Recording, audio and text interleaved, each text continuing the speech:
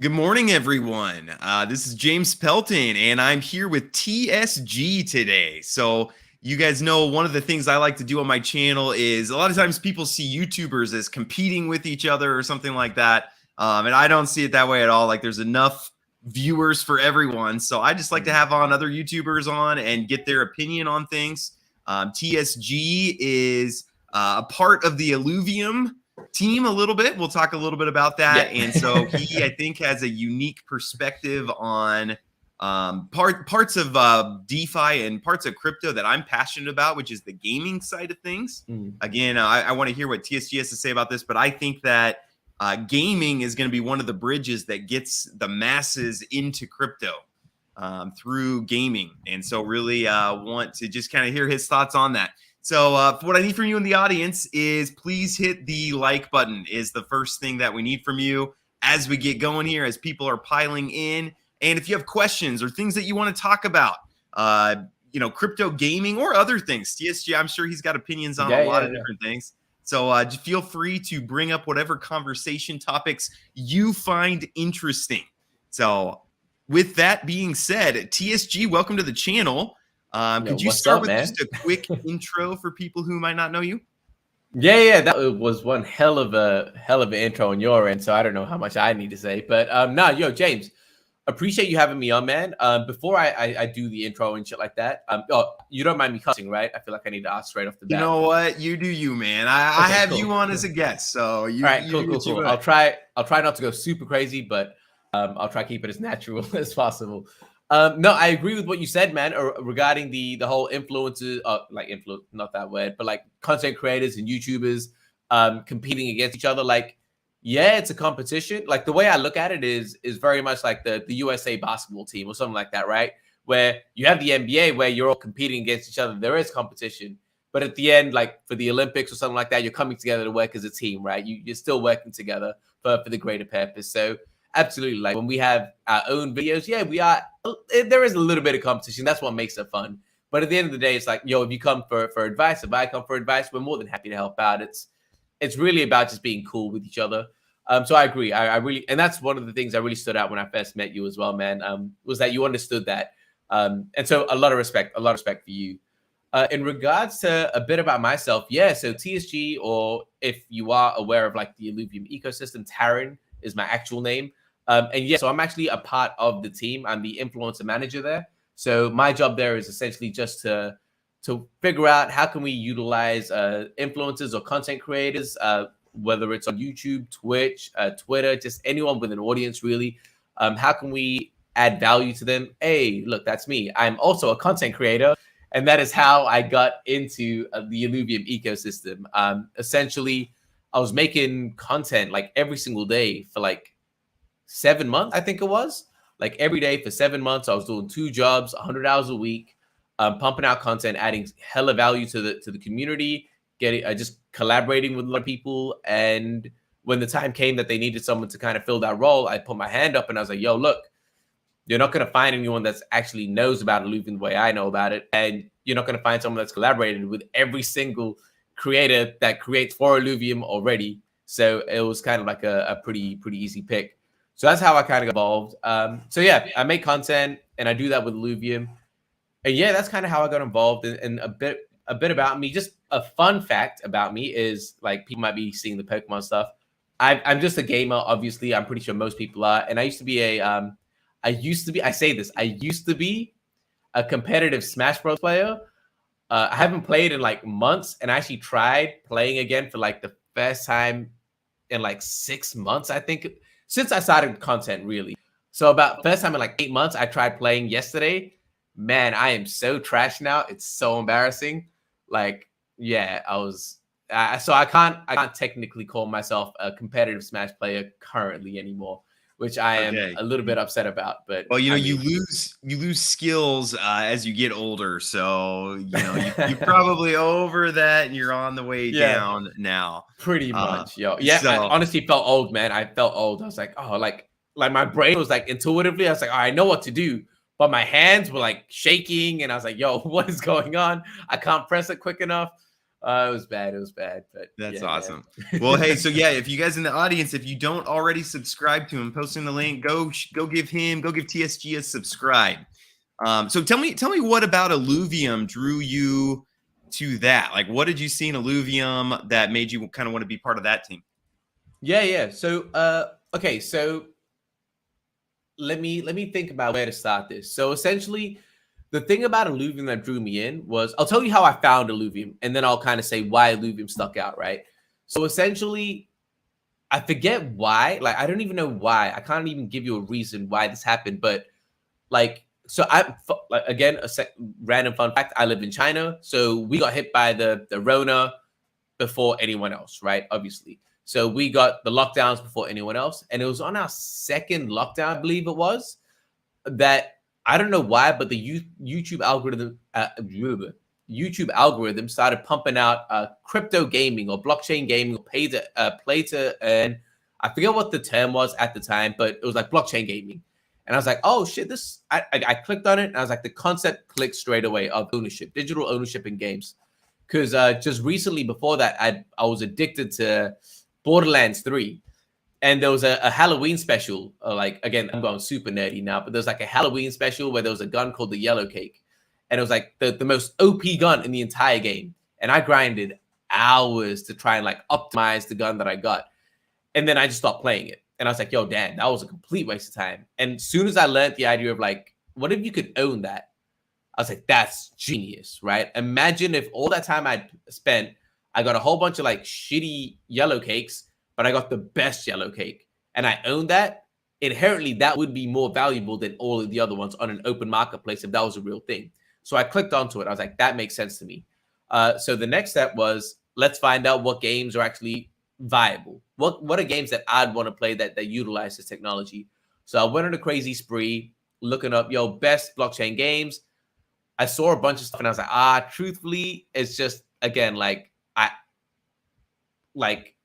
I get the idea that we're trying to go for, but I'm not going to just say, this is the game because I'm invested in it or I just want it to win. Like, I understand what the market wants. And looking at those games that were out there, I was like, none of these games are actually going to be around for the next 10 years. It's just not.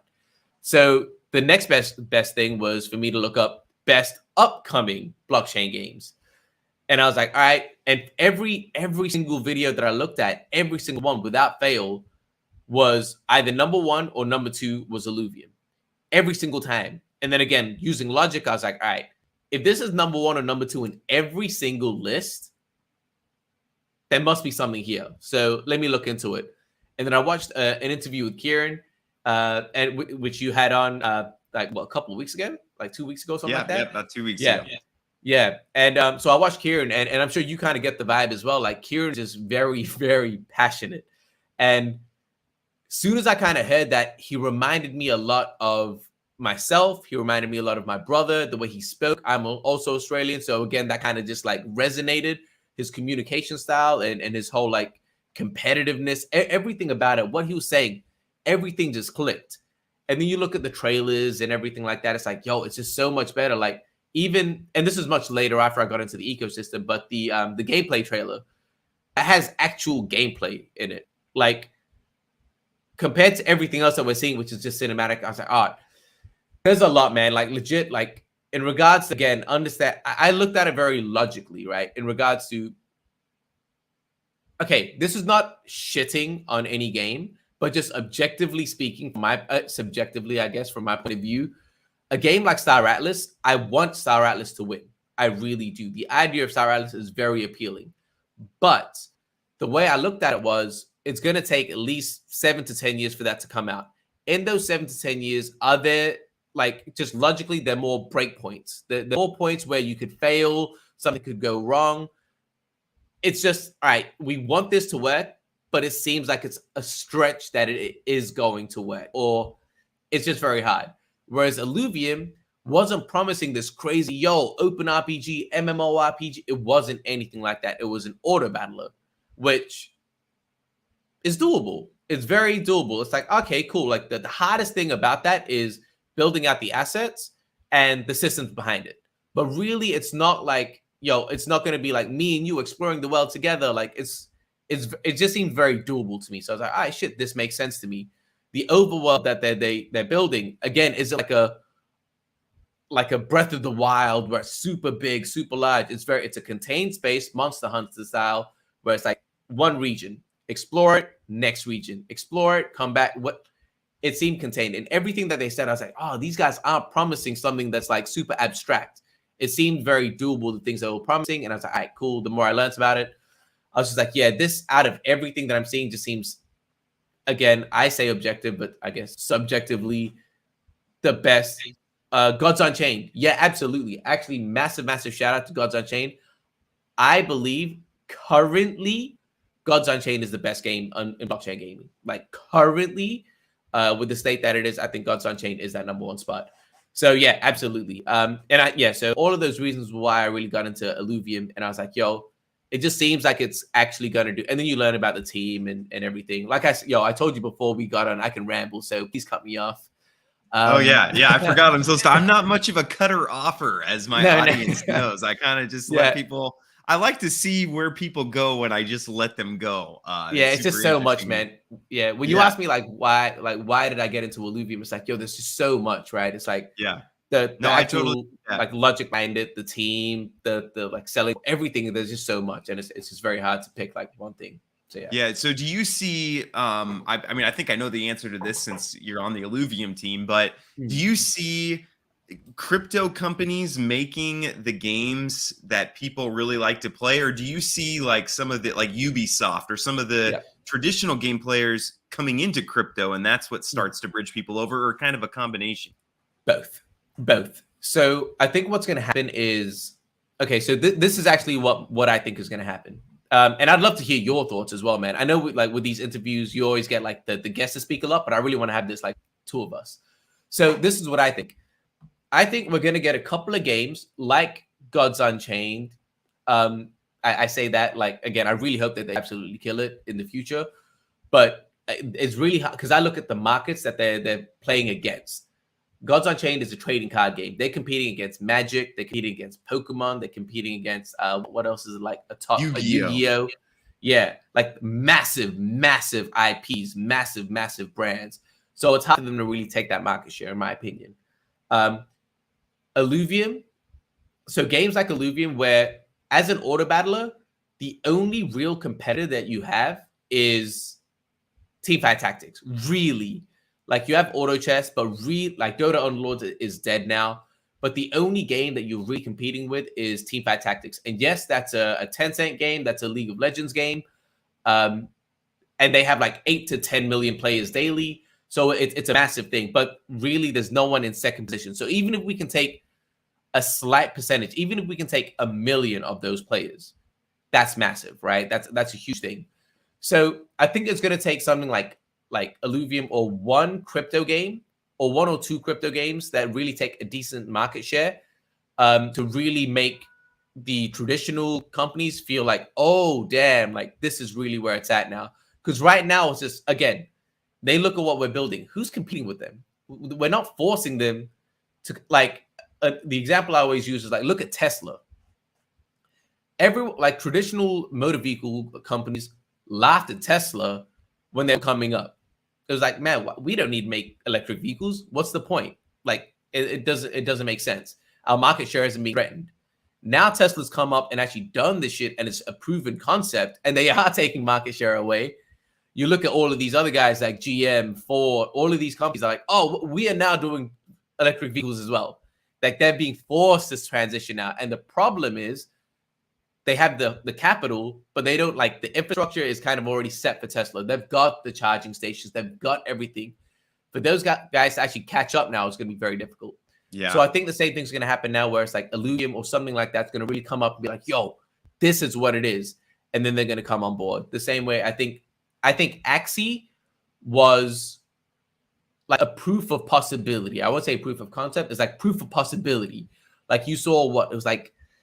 Man, I really should know the numbers, but it was like a lot of people play. I think even today, man, there's still over 100,000 live players today. Like live players. That's a lot. Yeah. Like it's not like crazy amounts, but it's a decent number. And at its peak, I think it was like, oh man, I might be wrong. Guys in chat, let me know if I'm wrong, but I think at its peak was like 700,000 or something like that, or a million live players at one Yeah, time. there was a lot. It was super popular. And I think Yeah. what we're the disconnect I think that we're seeing right now is so like Axie Infinity is not a fun game at all, right? Like it's just Yeah. a way, it's a game to make money, right? Like there's no fun involved in it. And what we really need is we instead of these like blockchain first games, we need game first. And then the play to earn is a part of the game. Because what we've seen is just a lot of games that are designed just to make money or something. And then they end up not being very fun. Crabata is another one. And then you end up with it just falls apart a little bit, the economics, because everyone's playing. There's people in the Philippines playing just to make money. And it's extractors. Yep, just extractors, and there's not really anyone playing for fun. So yeah, Illuvium's one game where it looks like, hey, this is a game that can compete with other games, like you said, in the space. And someone asked, I don't know, are you familiar with Gods of Asgard? No, I'm not. I mean, are you? I'm happy to be educated live on streams.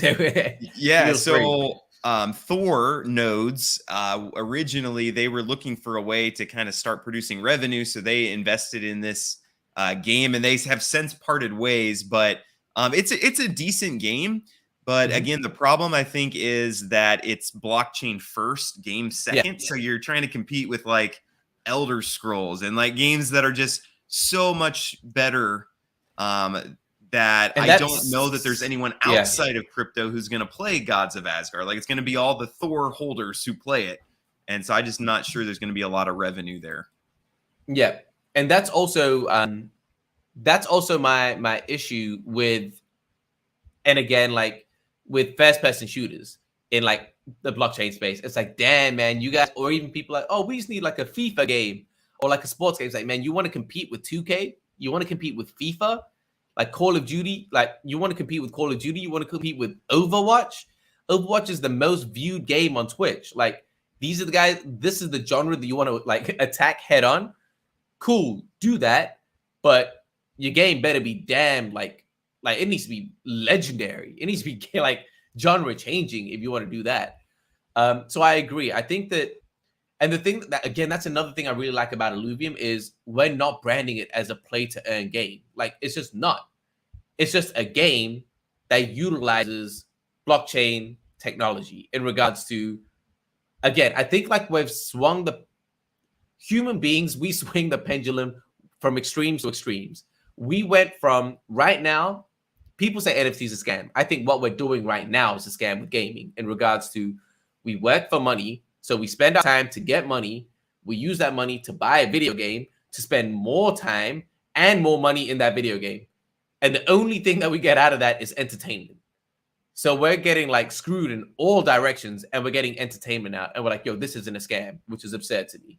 So in my opinion, that's the big scam. And we're now going from that one scam to the other side where it's like, okay, we've been scammed so hard. Now we need to earn from our gaming. It's like, yo, relax. Take a second. Let's take it a couple of steps to the middle maybe.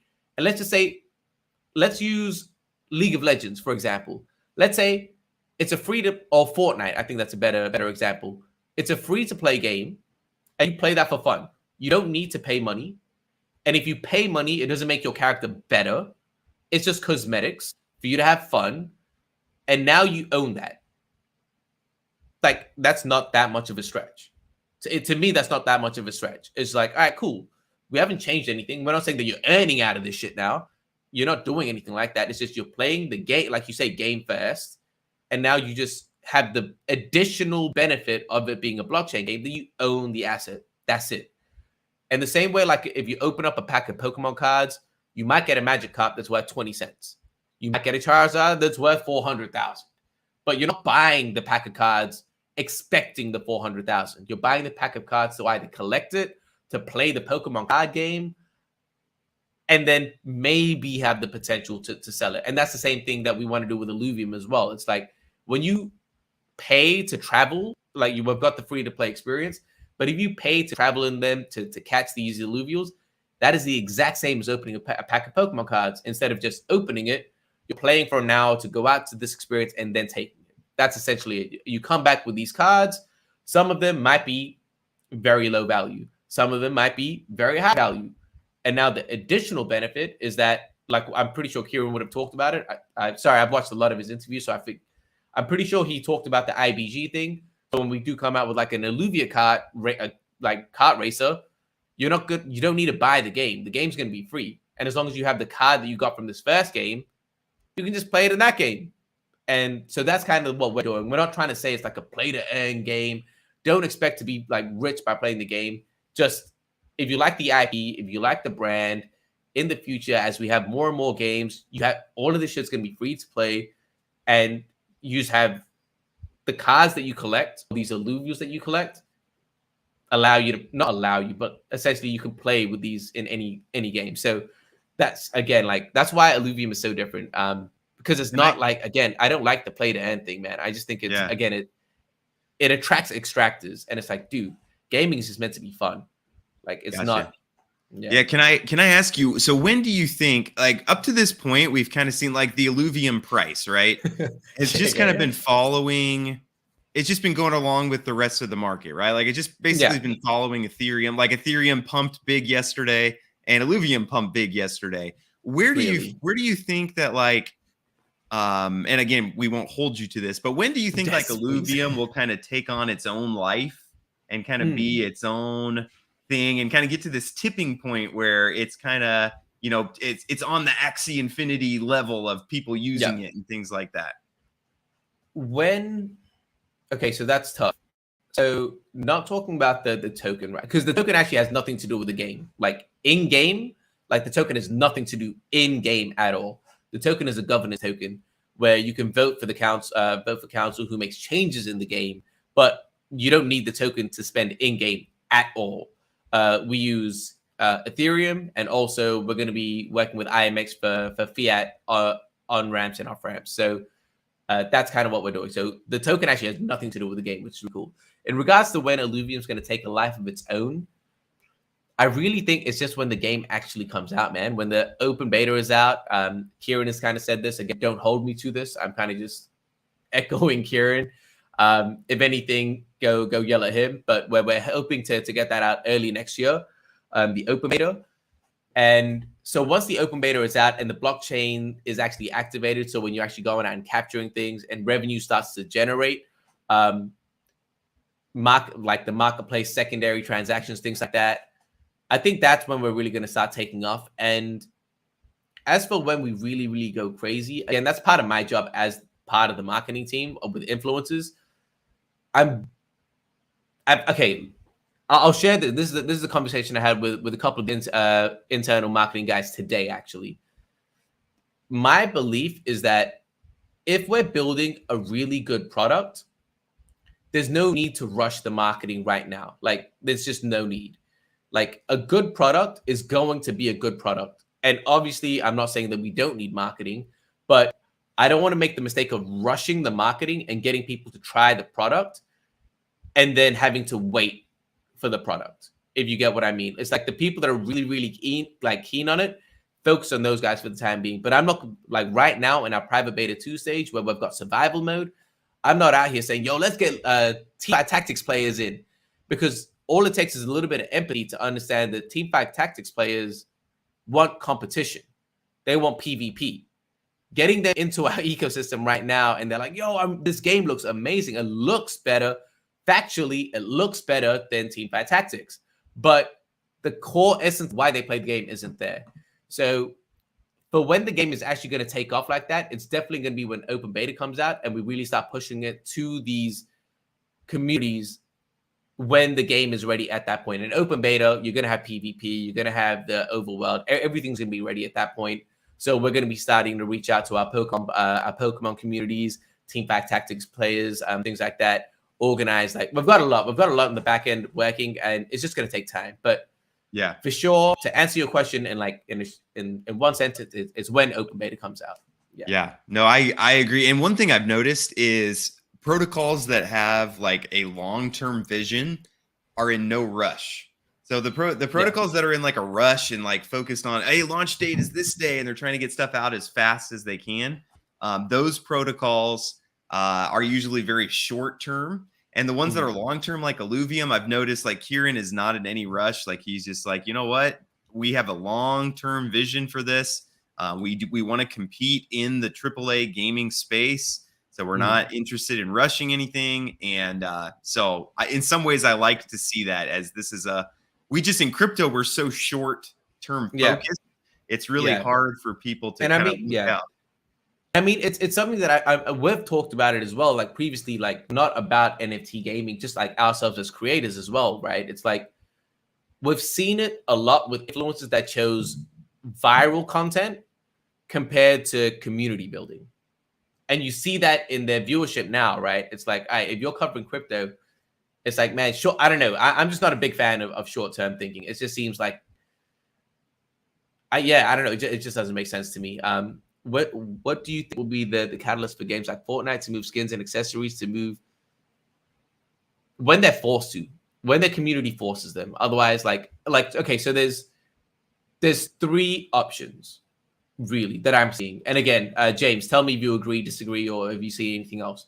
The first option that I see is that they're super innovative, and they're just like, oh man, we see this taking off. We want to be leaders in this industry. Let's jump on it. That's the least likely that I see happening. Again, it's such a major player in the space. They don't need to be innovative. They're kind of taking the game already. The second option is that they're like the Microsoft option or the Minecraft, where they're like, yo, we don't want this at all. We're against it. That, again, from a market standpoint, is a very bad option because you're closing yourself off to a whole market that could be yours. So it's better right now just to be quiet. Not say that you're for or against, just be quiet. And the last option is when their community catches on and gets onboarded with just other projects and other things, like we've seen this stuff with the Reddit NFTs, and people are getting onboarded. Like in Switzerland, you see McDonald's, like a couple of McDonald's utilizing cryptocurrency. You see what's happening in Europe, whether you agree or not, agree with it or not. The central bank digital currency, CBDCs, we are moving towards a more like crypto world, right? The finances are moving in that way. So it's only going to be a matter of time when gaming goes that way as well. And once their community and the consumers are already in that ecosystem, there's going to be, again, if every other game is using it and Fortnite's the last one there, the community is just going to be like, yo, what's going on? Either you change this or we leave. Yeah. So those are the three options. Either they are first movers, which I doubt. The other option is that they're like, now we're against it. Again, I doubt. And so the third option, which I think is the most likely, is when they're forced to move by the consumers. Like when, again, you see it with cancel culture, when the mob makes enough noise, things happen. Yeah, and I think I pretty much agree with you. I think that like games, they're good at following the hype. Like Fortnite and you know Ubisoft, like they'll follow the hype. So like when NFTs were all the rage, we were in the bull market. All metaverse this, metaverse that. Yeah, Ubisoft came out and they're like, hey, we're gonna do crypto NFTs. Even Minecraft, you know, was like, hey, we're gonna try this. Then when the bear market hit, they all backed off and they're like, nah, actually, never mind, we're not gonna do it. And so I think they're just going to kind of follow the markets. And if crypto, when we get back into a bull market and crypto's back the rage, then I think these big companies, you know, Call of Duty is going to say, okay, we're going to try NFT skins or something like that. And, you know, so they're just going to follow the markets. So I agree. They're not interested in disruptive technology. They already own the markets. Yeah. So they have no need. It's like the same thing. It's like when you're young, you take risks, right? Like, because that's how you get your net worth up. You're taking these risks. And then once you're older, like if you're 70, you're not out here trying to change your lifestyle and take a big ass risk. It makes no sense to do that. You want to preserve what you have. And also like understanding the market and the fact that we are in a recession, like what incentive do they have to choose something that they haven't done before? Like that makes no sense from and a it's market expensive. business standpoint. It's expensive to move. You know, if you're used to building games this way, now you got to go hire some Web3 programmers, and it's like a whole new ball game. Web3 developers, also PR people for the backlash that you're probably going to get. There's a lot that's going on. For sure.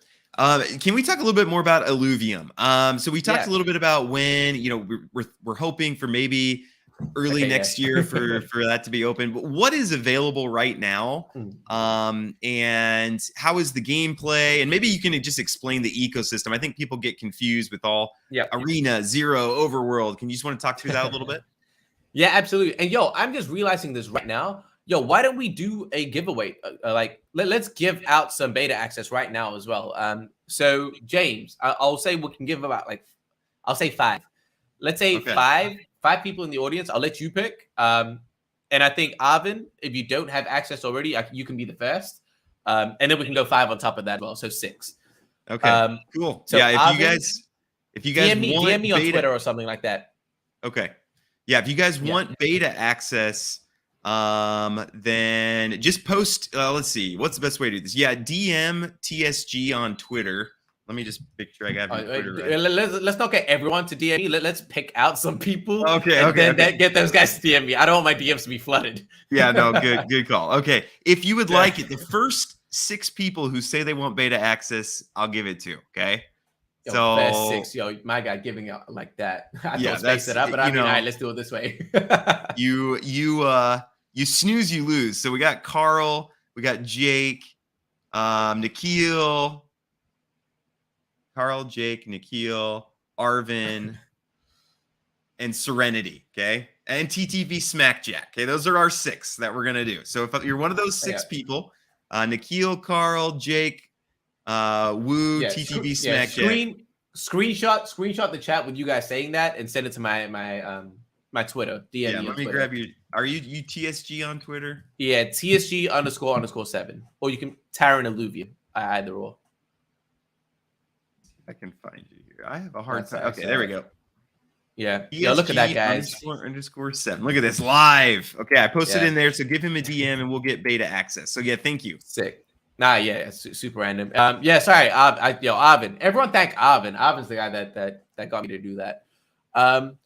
Yeah, so essentially, when is the game really going to be out? Okay, so we can't give dates. I'm sure Kieran kind of told you that as well.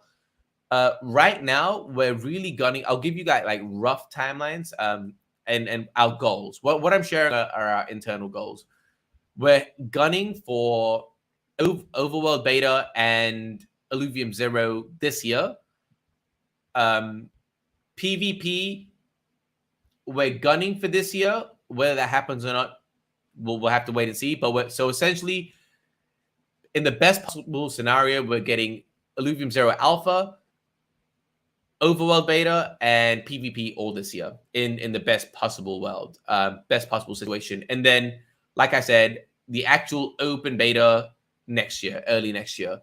So essentially, let's break it down. So we've got the 3 parts of the game. I'll start with Illuvium Zero, and then I'll kind of move it from there. So Illuvium Zero is going to be our land game. You can't even click on it. Sorry, man. I see you. Like, what's going on? click. Yeah. Coming soon. No, so Illuvium Zero is the mobile game that we have, and it's what we had the land sale for. So with the Illuvium Zero Alpha that's coming out, can I stream the beta on Twitch? Absolutely, man. Absolutely. Stream, tag me. We can push it out on our end as well. Let me know for sure. And also, yeah, again, anyone that wants, just like DM me, because obviously, like me being the influencer manager, any of you guys want to start making content and stuff, hit me up. I'm down to help out. But yeah, so Illuvium Zero mobile game for the land. So that's where we're going to be generating. Like, it's a sea builder, something like Simpsons Tapped Out. If you guys ever played that, or Clash of Clans, SimCity, that kind of thing. And essentially, the role that Illuvium Zero has in our universe is that you generate fuel from that. What's this fuel for? This fuel is used for the overworld. So we then get that fuel, sell it on the marketplace to be bought up for the overworld. So the overworld requires the fuel to go traveling. That's the overworld where you're exploring. That's the collectible game. So you're going out in 7 regions, exploring these crazy, crazy things, these crazy places. They look amazing. And to do that, you need the fuel to travel, to capture, to like heal. Just various actions in the overworld require the fuel from Illuvium Zero. In the overworld, you capture and battle these alluvials So once you capture them, you then move them into Illuvium Arena, which is where you battle them. So this is what Kieran mentioned about the interoperable blockchain, the IBG. It's that every game. So for example, James, let's say you don't want to play Illuvium 0. You don't need to. But there will be people that really like that style of game that just want to build that. And then so what you can do is when you want to play the overworld, you just buy the fuel and start playing the overworld. And maybe you're really bad at Illuvium 0. So you don't even want to touch that. So fine, you play the overworld and you just decide to be a hunter or something like that, or a collector. You battle them, you catch them, and then you sell them to the marketplace. That's your role in our ecosystem. That's just what you want to do. That's what's fun to you. Or maybe you want to be a pro arena player that you don't even have time to go and capture them. So you let someone go out and capture them for you, and then you just buy them and then battle in the arena. So that's kind of what we're doing, where everything is linked to each other. And then Illuvium Arena obviously is where you battle, but for you to level up your Illuviums, you need to go back to the overworld. And how do you do that? You get the fuel from 0, and the cycle kind of continues. And that's kind of how we're planning it. And again, that's what we're doing that I think is one, cool and different from everyone else. Again, what I mentioned before about everyone's like promising you like the world of, yo, we're gonna be interoperable, where we're gonna have Axie in here, where we're gonna have Pokemon in our game.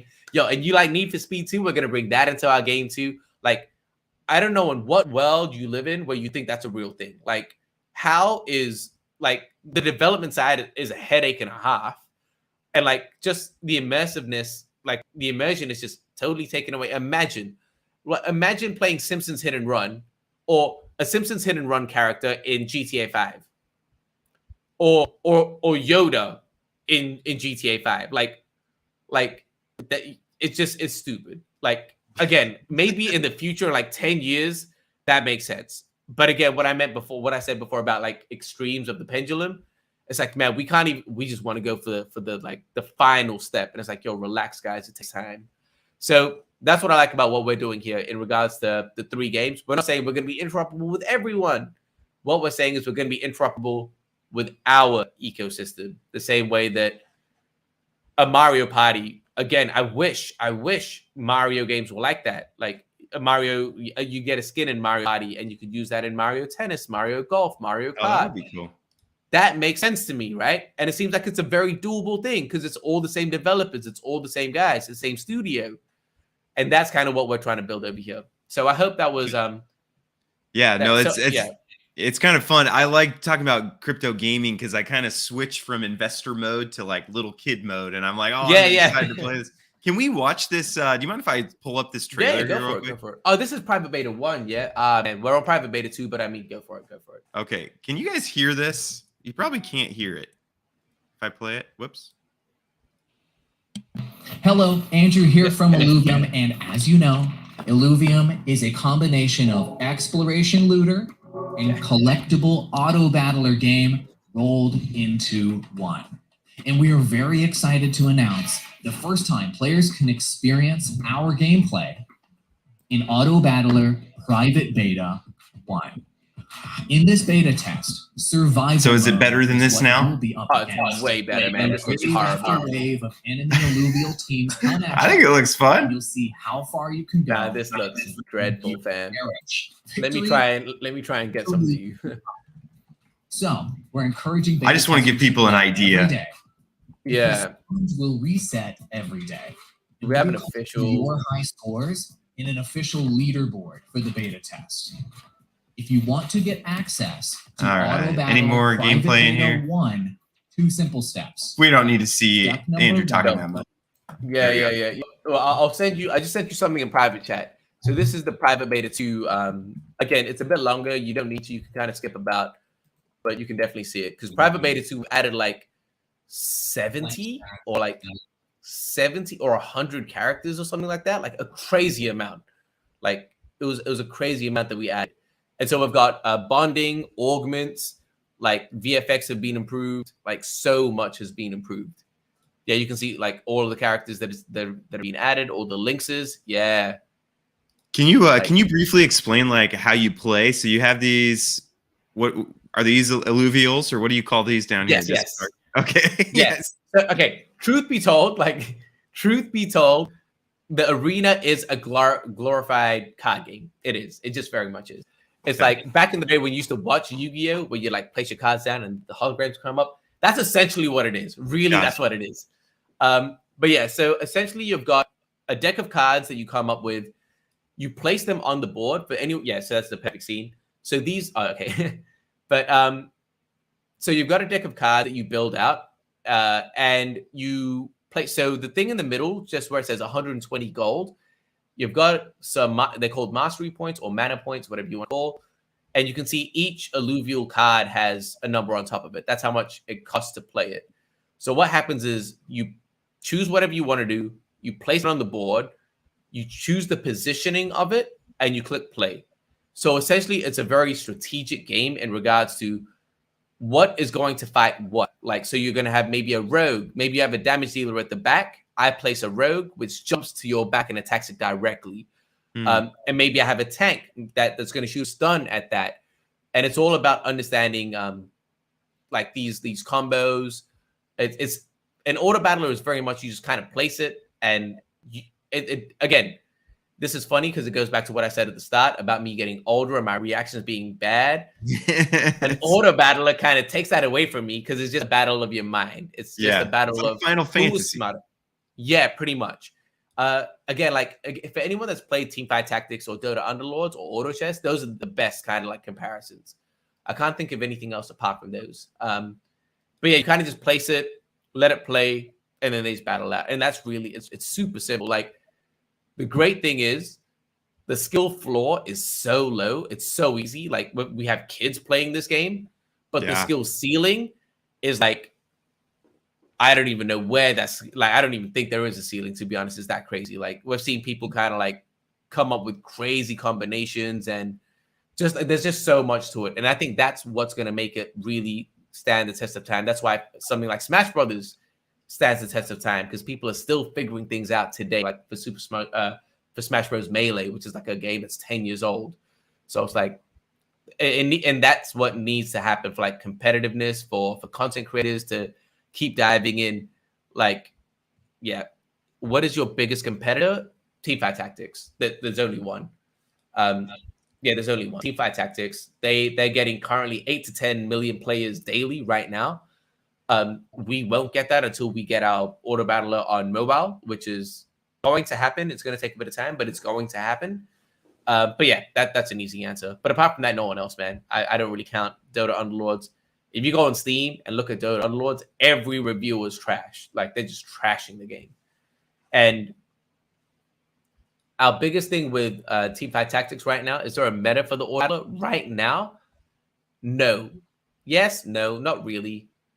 Not really. Just if you would ask me in Private Beta 1, yes.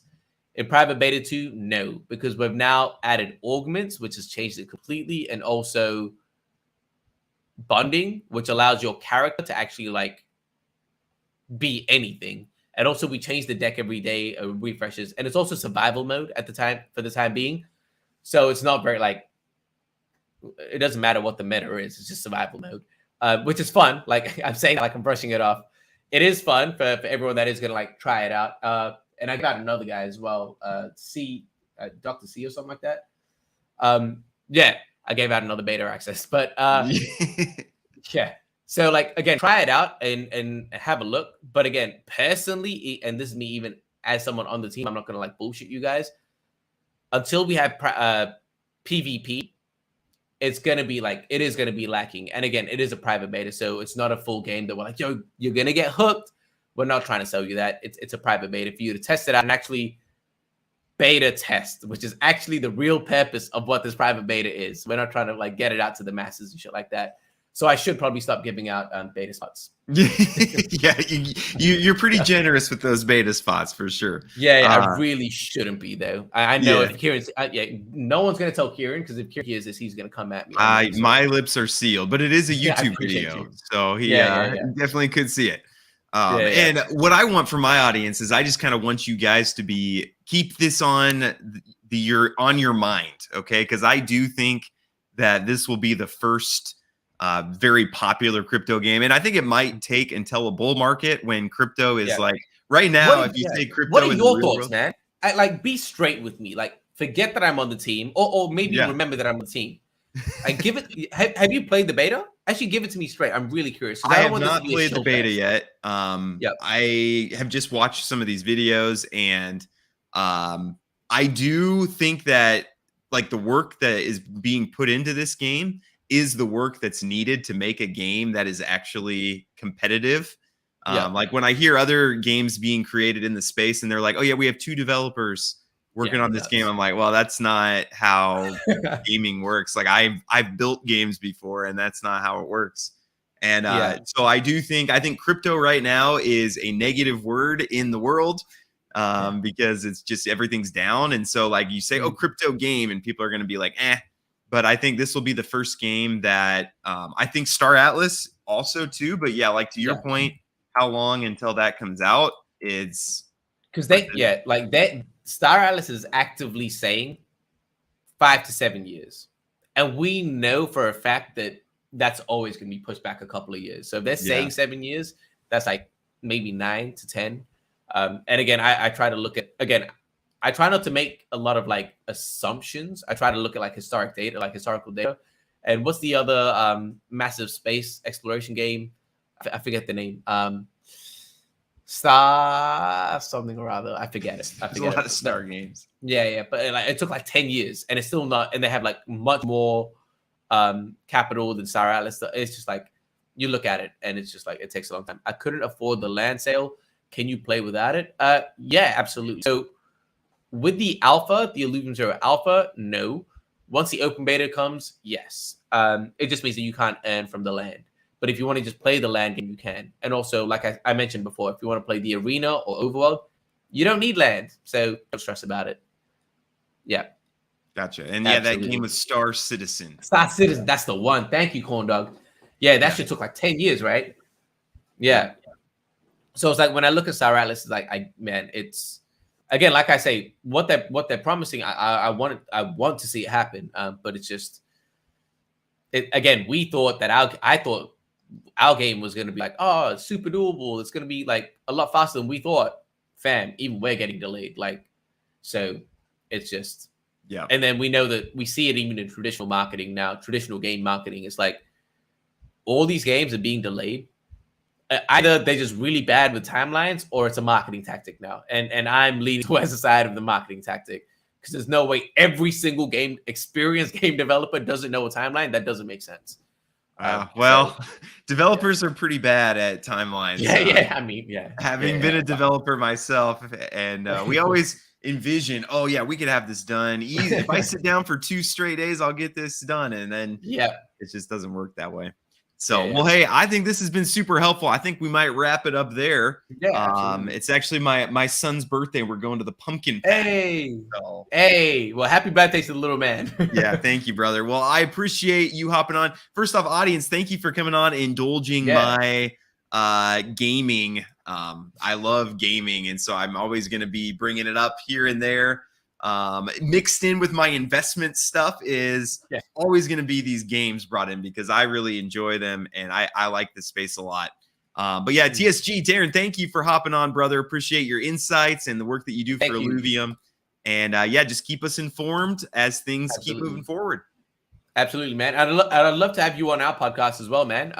Absolutely. And again, massive thank you to the audience. You guys absolutely smashed it. Amazing questions, amazing engagement. You have an amazing community here, James. Like, again, brother, nothing but respect, nothing but love. I agree. I like them a lot, so I think I'll keep them if they'll stay. So absolutely. Yeah. So I appreciate all you guys, and yeah, everybody have a great rest of your day. Message TSG, those 6 or 7 or 8 or 9 people. It's probably gonna be more than that now. Message him and get your beta access, and yeah, everybody have a good rest of your day. Thanks, guys. Peace out, guys.